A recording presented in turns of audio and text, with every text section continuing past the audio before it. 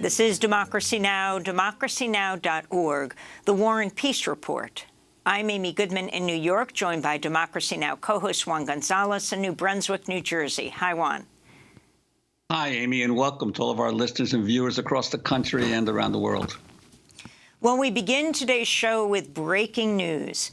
Haitian President Jovenel Moïse was assassinated early today after an attack on his home in the outskirts of Port-au-Prince. Moïse's wife was also shot in the attack. She's been hospitalized. In a statement, the Haitian Prime Minister, Claude, said, quote, "A group of unidentified individuals, some of them speaking Spanish, attacked the private residence of the President of the Republic and thus fatally wounded the head of state," unquote. Moïse had led Haiti since 2017. Earlier this year, critics of Moïse accused him of orchestrating a coup to stay in power beyond February 7th, when his term officially ended.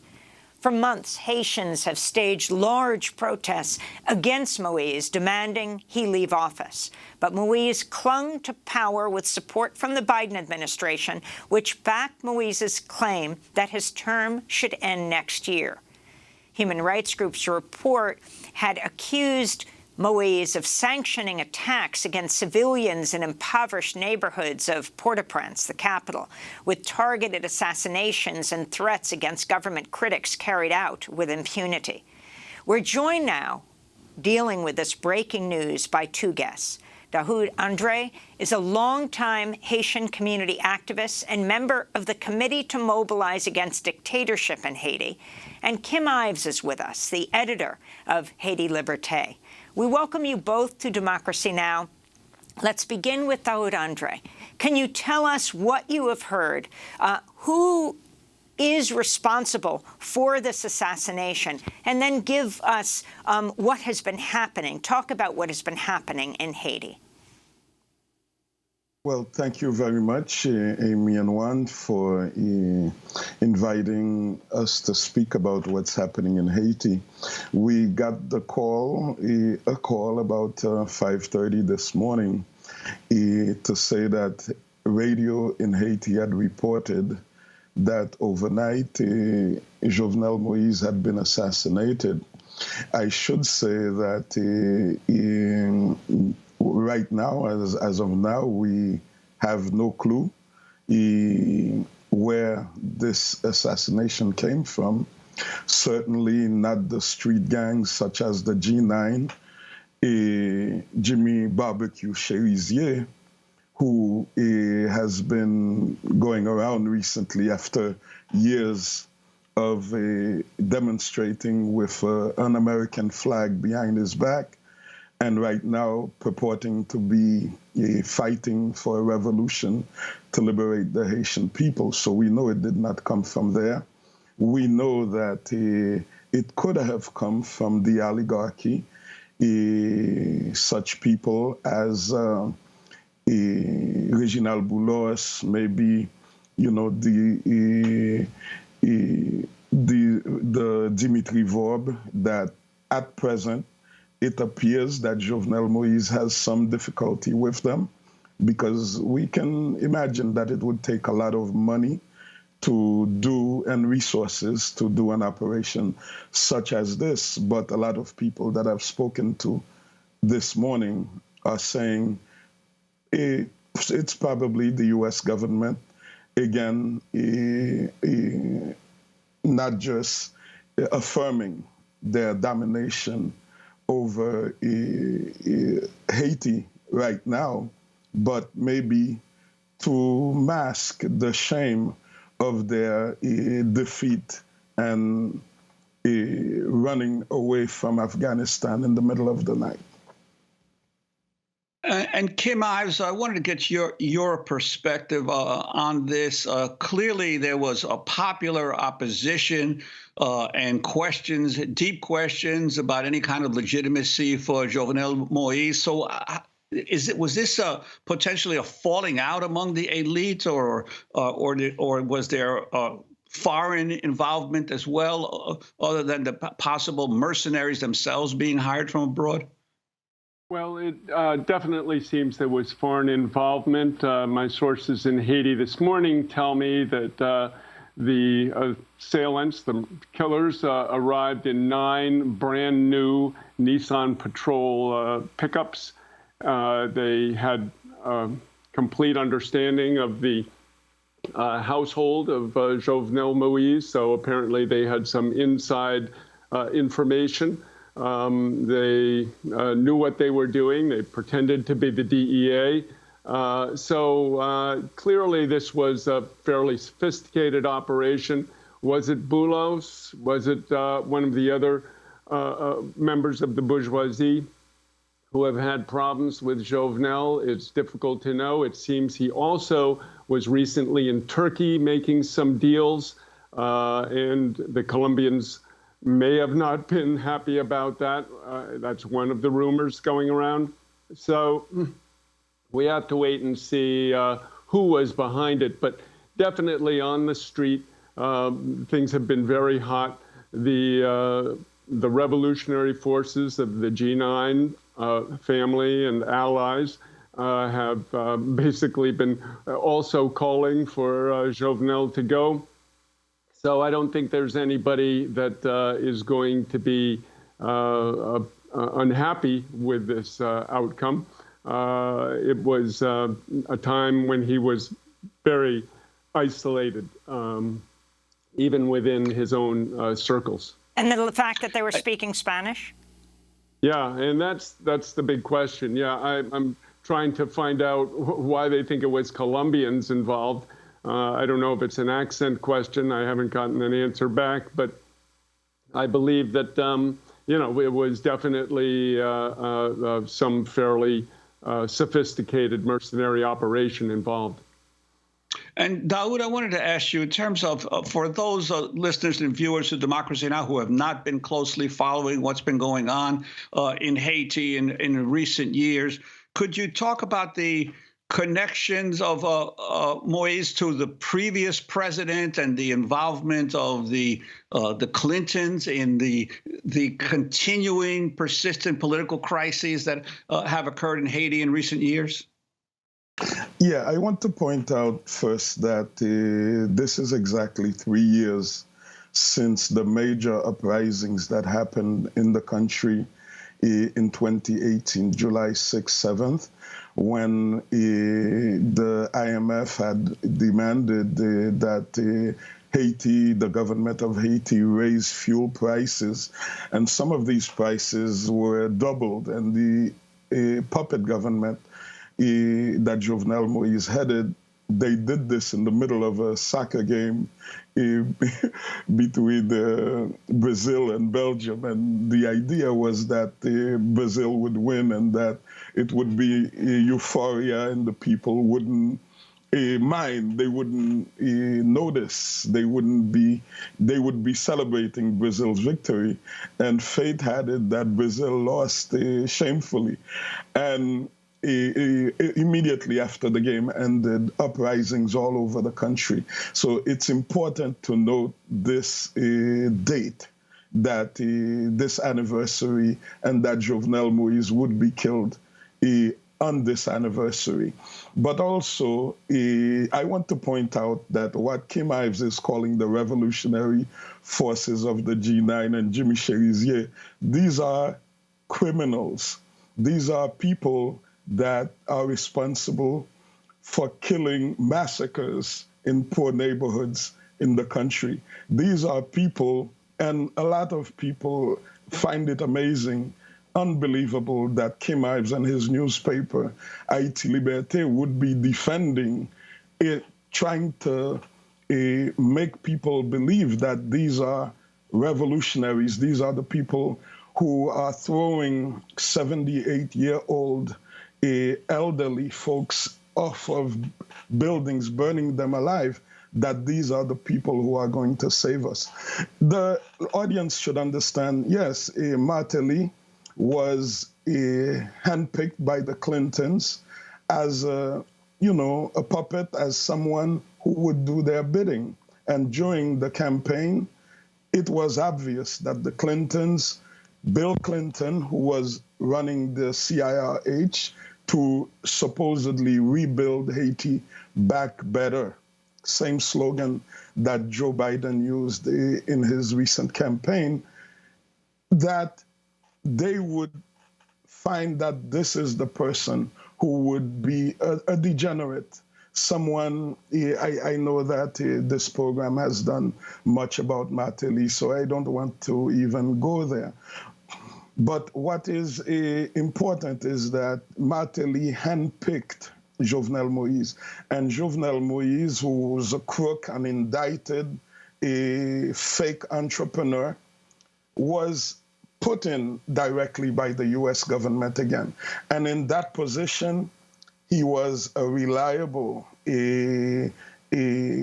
puppet to first Donald Trump, to the point that he betrayed Haiti's historic relationship with Venezuela in recognizing Juan Guaido as legitimate head of Venezuela. And Jovenel Moïse had the nerve to say that the most recent legislative elections in Venezuela, he would not recognize them because there was not enough popular participation. And this is someone who, by their own numbers, got about 500,000 votes in a country of 12 million people. So I need to say that the Haitian people loathed Jovenel Moïse and Martelly, the PHTK government, because they are the tools of the United States. They to impose the will of the United States on the people. And they armed these street gangs, they financed these massacres in the poor neighborhoods that are supportive of, I should say, President Aristide, the Lavalas government. And they just felt, and this was Martelly's position, he clearly said, so long as the heavyweights, meaning the United States, the UN, the OAS, the core group, supported him and Jovenel Moïse, nothing could happen to them. And this is what we have seen. The support, the unequivocal support of the United States to the PHTK government, who was killing the Haitian people and stealing the resources of the country. I want to get Kim Ives' response to this clip. One of Haiti's most powerful gang leaders warned this week he was launching a revolution against the country's business and political elites. This is Jimmy Cherizier, who Dahoud just referred to, a.k.a. Barbecue, a former police officer who heads the so-called G9 Federation of 9 gangs formed last year. I'm telling people to keep looking for what belongs to them by right. It is your money which is in the banks, stores, supermarkets, and dealerships. So go and get what is rightfully yours. Continue looking for what belongs to us, because it is ours. Can you tell us who Barbecue Jimmy Cherizier is, Kim Ives, and respond to Dahoud's criticism of your paper, Haiti Liberté? Yes, I can. Haiti Liberté, of which, by the way, I'm just the English language section editor, has been following with very great interest the emergence of the G9. Unlike Dahoud Andre, I have met with Jimmy Cherizier and a number of the organizations on the ground in Haiti. The massacres that he's describing are really the product principally of an outfit called the RNDDH, the Haitian Network for the Defense of Human Rights in Haiti, headed by a guy called Pierre Espérance, who also issued fallacious reports against the Aristide government after the 2004 coup d'etat. He has basically waged some kind of holy war against Jimmy Cherizier, who, according to Cherizier, he asked to bump off to rub out a rival human rights group head. So Jimmy Cherizier was a stellar policeman who was basically radicalized by his betrayal by the Haitian police leadership, who hung him out to dry after Operation went badly in Grand Ravine in 2017. And he was dealing with some of the leading lights of the opposition, Reginald Boulos, previously mentioned, a guy called Yuri Latortu, who is also an alleged former death squad leader and was called the poster boy for political corruption by the U.S. Embassy itself in the WikiLeaks cables that we released a decade ago. So he soured on them, too, and he saw that both the government of Jovenel Moïse and the opposition, the bourgeois opposition with which Dahoud is aligned, were rotten. And he said, we need a revolution because the people need schools. They need clinics. They need sanitation. He took me around the neighborhoods of Delma 4, Delma 2, Delma 6, where he grew up. He's the son of a poor street vendor.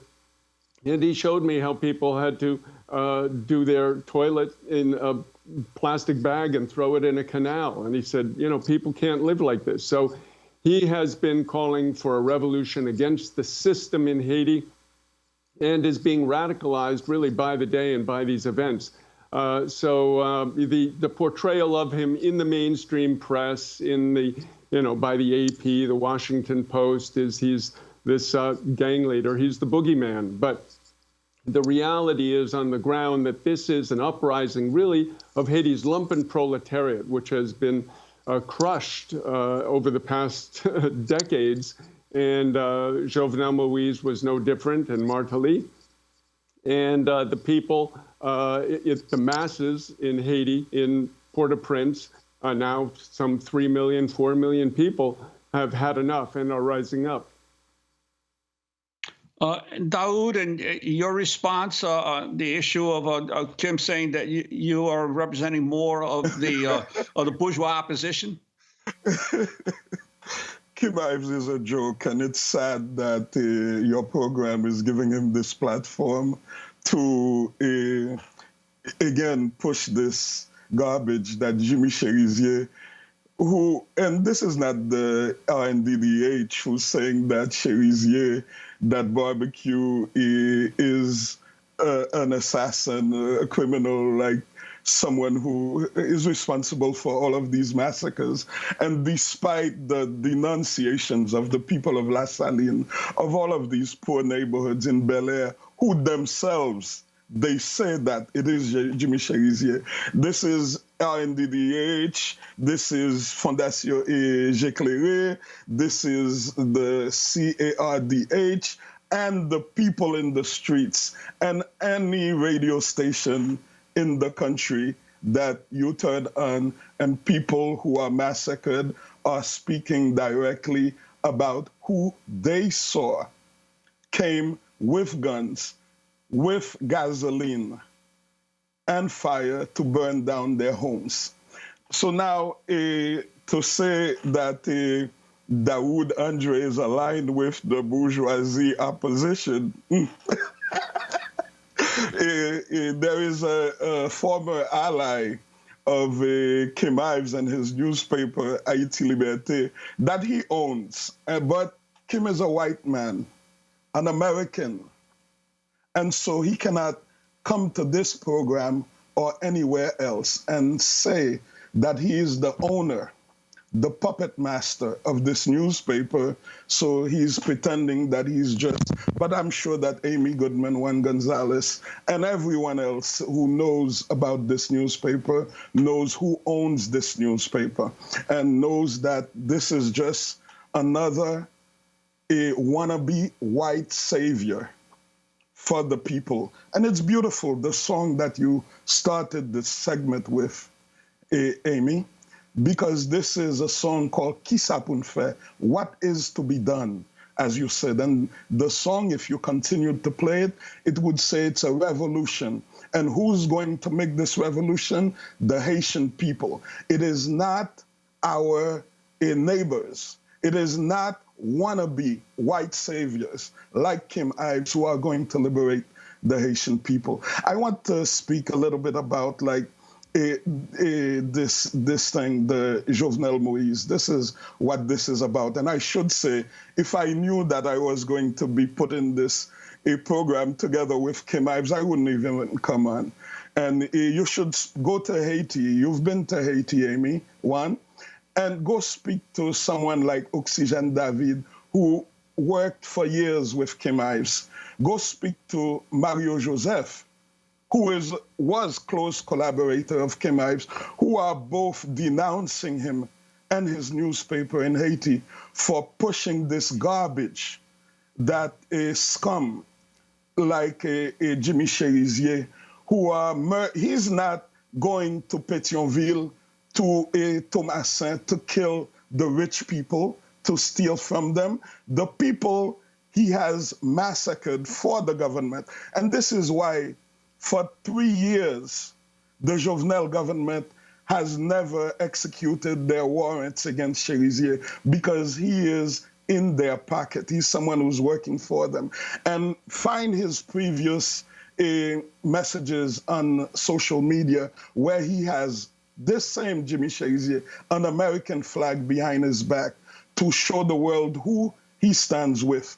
And now that he has some little trouble with his people, Dahoud, if we can, we have only a couple more minutes. Leading revolution. Yeah, Dahoud, we have only a couple more minutes to go. I wanted to get Kim Ives in to respond briefly, Kim, and also if you could talk about how the Biden administration has been dealing with Haiti since it's come into office. Yes, just to finish with Dahoud, he's had a long-time bugaboo with Haiti Liberté. I imagined he might explode on the show if coupled with me. His belief that I'm the owner of Haiti Liberté is as unfounded as his rumors that he's saying about the G9 and Jimmy Cherizier, or my relationship with Oxygen David and Mario Joseph, who I have only recently spoken to as well. So this is, just typical. But as for the Biden administration, the administration has, according to my sources in Haiti, been totally supporting Jovenel up until now. But Helen Lalime, who heads the BNU, which is the UN office in Haiti, has been very much on the fence, really, about whether to go over to the bourgeois opposition and use them for a transition. Well, obviously, that probably is going to happen now because the president no longer is living. So the Biden administration has been having this slightly contradictory sort of message where, on the one hand, they say, we're going to support Jovenel and he can be in office until February 7th, 2022. But at the same time, they're saying we're alarmed by authoritarianism and the decrees that he's passing. So right now, we'll see which way they go. Will they move over to the opposition, which basically is headed by this fellow, Yuri Latortu, who we have done WikiLeaks articles on Haiti Liberté. People can check those out a decade ago. And I expect that, they may try to find some sort of compromise candidate, somebody with a slight lavalas color, a slight progressive color, to be the figurehead of this transitional government. But I don't think they'll be able to go forward with the remnants of the crew that Jovenel had working with him now. They just appointed a new prime minister on Monday, a guy called Dr. Ariel Henry, who is an old, basically a collaborator of the U.S. in Haiti. He sat on the Council of the Wise, which facilitated the transfer to the de facto government after the coup d'etat against Aristide on February 29th, 2004.